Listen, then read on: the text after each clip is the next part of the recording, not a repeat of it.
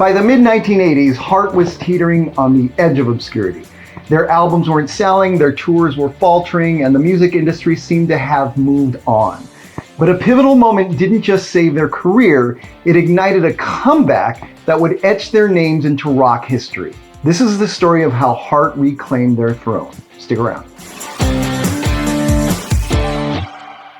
Let's go back a little bit, back to where it all began. The Wilson sisters didn't grow up in a rock and roll mecca like Los Angeles or New York. They came from Seattle, and yes, it had a vibrant music scene even back then. But this was long before it was known for grunge, before it was on the musical map of the rest of the country, the rest of the world. What the sisters did have was a military upbringing. Their father, John Wilson, served as a major in the U.S. Marine Corps, leading to frequent relocations during their childhood. The Wilson family lived near American military bases in Panama and Taiwan before finally settling in Seattle, Washington in the early 1960s. Anne was actually born in San Diego in 1950. Her struggle with stuttering was a significant challenge, but music became her sanctuary. She developed a powerful, distinctive voice that would obviously become iconic in the world of rock, and singing helped her overcome her early speech impediment. During her teenage years in Seattle, Anne was deeply influenced by the blues and rock singers of the late 60s, like Janis Joplin and Robert Plant. Nancy was 4 years younger, and she discovered her passion for guitar during her adolescence. Her musical education was mostly self-driven, inspired by the intricate finger-picking techniques of Joni Mitchell and the innovative guitar work of Jimmy Page. She meticulously taught herself to play. Her dedication was remarkable. She would spend hours practicing, developing a unique style that would become integral to the sound that they were later famous for. By the early 70s, Anne had joined a local band called White Heart, which played the clubs of Vancouver, Canada. The group soon evolved into what would become Heart, but it wasn't until Nancy joined in 1974 that the band really found its sound. Nancy didn't just add another instrument, she added a sense of melodic storytelling that completed the band's identity. Heart's big break came when they recorded their debut album, Dreamboat Annie, in Vancouver in 1975. The sessions were funded by a tiny independent label called Mushroom Records, which was taking a chance on the band with a sound that didn't fit neatly into any sort of category. Tracks like Magic Man and Crazy on You showcased their unique blend of hard rock, folk influences, and just raw emotion. Magic Man, inspired by Anne's love affair with the band's manager, Michael Fisher, stood out for its sultry lyrics and hypnotic guitar riffs. It would chart at number 9 on the Billboard Hot 100.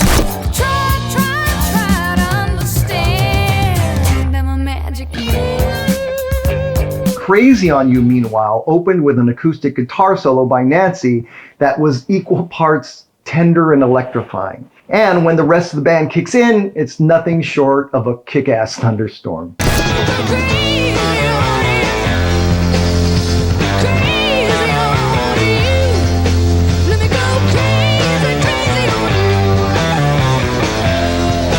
That one reached number 35 on the Billboard Hot 100. But these songs didn't just climb the charts, they created a new space for women in rock. Heart quickly became known for their ferocious live performances. Anne's vocal range could shake the walls of any venue, and Nancy had all the right rocker moves on the stage. And by 1976, Heart was a phenomenon. But success in the music industry often comes at a price. And for Heart, that price would soon become clear. By 1977, Heart was riding high on the success of Dreamboat Annie. The album had gone gold in the US and Canada, and their next project, Little Queen, was poised to build on that momentum. But behind the scenes, trouble was brewing. Mushroom Records, the small label that had given them their start, was looking for ways to capitalize on their success. What they did next would forever alter the band's view of the music industry. To promote Dreamboat Annie, Mushroom took out a full-page ad in Rolling Stone. It featured a provocative photo of Anne and Nancy with the caption, "It was only our first time." The implication was clear, and the sisters were disgusted. The ad suggested a romantic or sexual relationship between the sisters, a blatant attempt to sensationalize their image and boost sales. For Anne and Nancy, who had fought to be taken seriously in a male-dominated industry, The ad was a violation. They had spent years proving that they could rock just as hard as the guys, only to have their credibility undermined by their own label. To add insult to injury, after the massive success of Dreamboat Annie, Heart was poised to follow up with their second album, Magazine, a conceptual project they hoped would surpass their debut. But tensions with Mushroom Records boiled over when the band tried to renegotiate their royalties, leading to a bitter contract dispute. Mushroom retaliated by releasing unfinished tracks without Heart's approval, adding live recordings and rough vocals to create an album the band publicly disavowed. The legal battle became one of the nastiest of the decade, forcing Heart to stop the album's distribution and later finish it under court-ordered supervision with an armed guard to prevent tampering. Despite the turmoil, Magazine climbed the charts after its official 1978 re-release, selling over 1 million copies in just 3 weeks. She understands, like he can't plan her to feel the same. It was an infusion of cash for everyone, but much of that was eaten up by legal bills. Mushroom Records would eventually go bankrupt after they couldn't find success with another group like Heart, but Heart emerged stronger. They moved to Portrait Records. Despite the legal and personal turmoil, the band continued to rock hard. Their album Little Queen, released in 1977 with Portrait, showcased their resilience with the explosive hit Barracuda, reaching number 11 on the Billboard Hot 100. The single was written as a scathing response to the music industry, and Anne recalls the moment of inspiration. Here you get a song because some jerk-off says to you some weird thing. It was, how's your lover? Yeah, how's your lover? And I said, well, fine, Michael's right over there. You should go say hi to him. No, not Michael. Your sister, your lover, you know.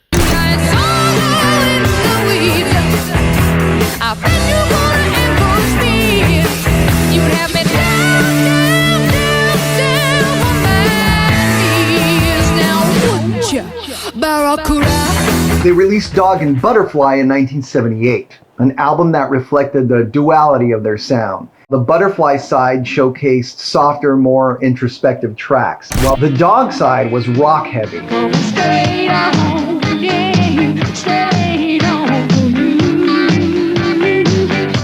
Straight on for you. The album sold 1 million copies the first month, got a great review in Rolling Stone, and solidified their reputation as really versatile musicians. But by this time, the industry was changing. As the 1980s dawned, Heart found themselves at a crossroads. MTV was reshaping the landscape of popular music. Synthesizers and drum machines were in. Raw guitar-driven rock was maybe not out, but certainly being asked to sit at the back of the class. For Heart, whose identity was rooted in the latter, the transition was not smooth. Their 1980 album, Baby Lestrange, showed flashes of brilliance, especially with tracks like Even It Up that captured the spirit of their earlier work.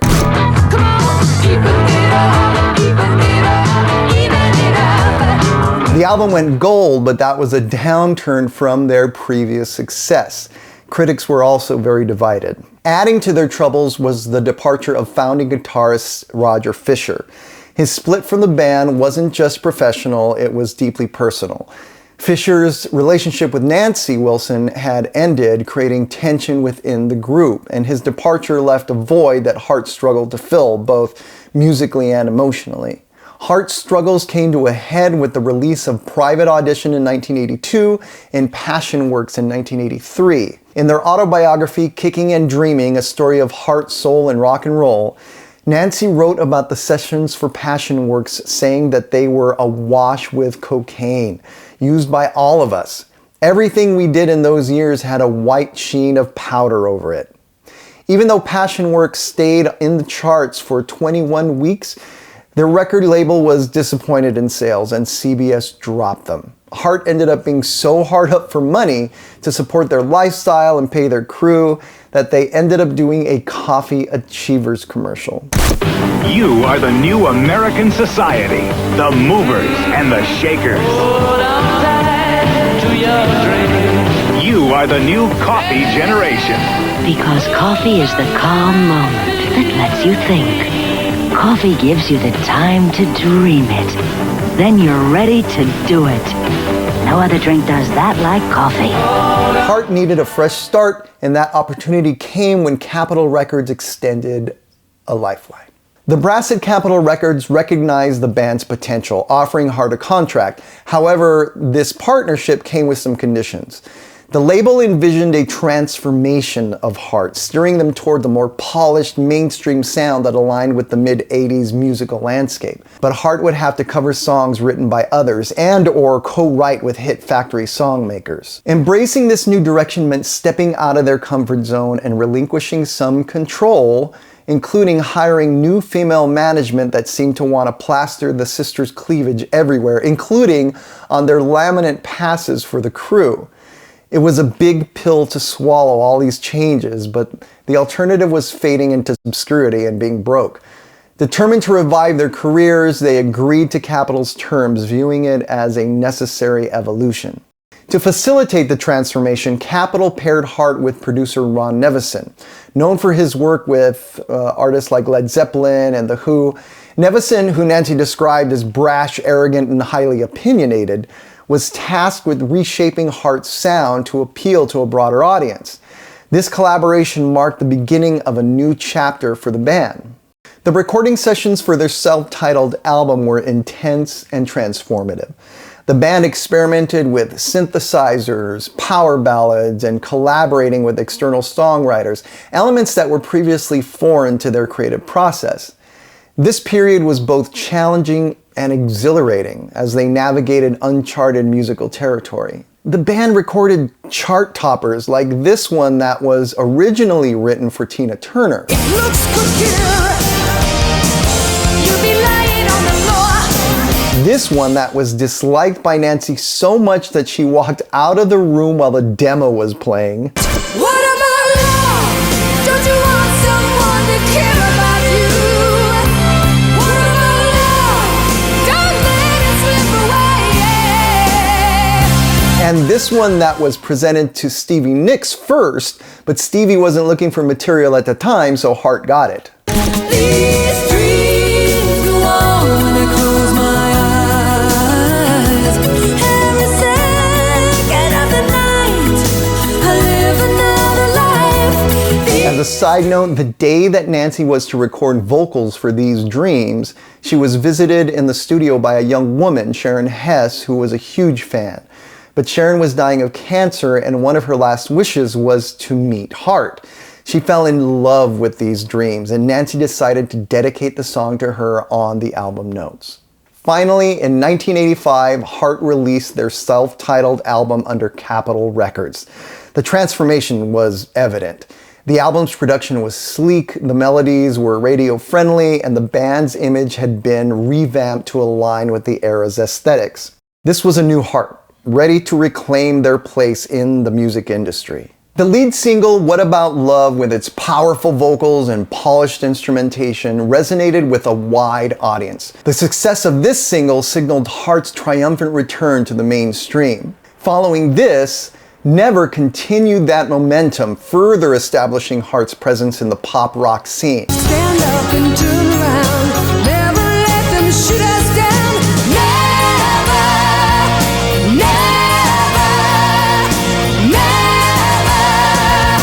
never run away. However, it was These Dreams that became a defining moment for the band. It was written by Martin Page and Bernie Taupin. Nancy actually had a cold that day of recording, which added a raspiness to her voice, and the song's haunting melody and introspective lyrics captivated listeners, earning Hart their first #1 single. Anne wrote that the runaway success of Hart surprised our family, the record label, and even us. The success of the album was not just a commercial victory, but a personal vindication for the Wilson sisters. They had taken a significant risk of altering their sound and image, and it had paid off. Hart was back, and they were stronger than ever. But everything comes at a price now, doesn't it? Anne writes in the book, "The success put us on a slippery slope. We'd had our first #1 album after following the advice of others, and that was a path we stayed on for some time. Things got dizzier, tighter, and more surreal until after a while our feet weren't touching the ground. We were hanging on a meat hook." Anne and Nancy were now so recognizable that they couldn't go out to eat, go out to the gym, or even a movie. They felt like prisoners in their hotel rooms and had to contend not only with rabid fans, but threats to their lives. To top it off, the focus on their physical appearance was like nothing they'd ever experienced. The big hair, the high heels, the pressure to be ever thinner started to take its toll. But critics and fans alike praised the band's reinvention, and the album went to achieve multi-platinum status. It also helped launch Bad Animals, their follow-up, spearheaded by the single Alone.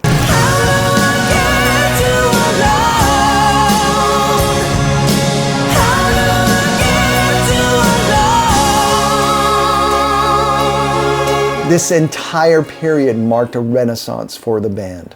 Heart would have their challenges with both success and obscurity, as they filled stadiums in the 90s while simultaneously struggling to sell albums during the explosion of the Seattle music scene with bands like Pearl Jam, Alice in Chains, and Soundgarden, all of whom were personal friends of theirs. But the success of Heart's self-titled album wasn't just a comeback. It was a complete reinvention that gave them commercial success like they hadn't seen since the early years, and problems they couldn't imagine. The Wilson sisters had faced their share of challenges: betrayal, industry skepticism, and personal turmoil. But by the time the 80s were over, they weren't just seen as women in rock. They were rock stars, full stop. Their journey inspired countless young women to pick up the guitar or step up to the microphone, and in 2013, they were finally inducted into the Rock and Roll Hall of Fame. They have more than earned this moment to at long last stand with all the other rock gods and take their rightful place in the Rock and Roll Hall of Fame. Come on up. Heart's career and their personal lives have been a series of peaks and valleys for sure. Our long and winding road has always been about the magical power of love and the enduring strength of family. But I think this entire chapter in the Heart story is best summed up by Anne. "I remain a fanatic about my music, about the power of love to heal, about heart. When I'm on stage and I look over at my sister, I see not only a mature woman with a guitar, I see the child within Nancy and the child within me. I see both of us on the floor with our heads propped up on our hands in front of a tiny black and white television, watching the Beatles, and imagining a future that at the time was beyond imagination for girls of our generation." Dog and butterfly. I'll see you next time.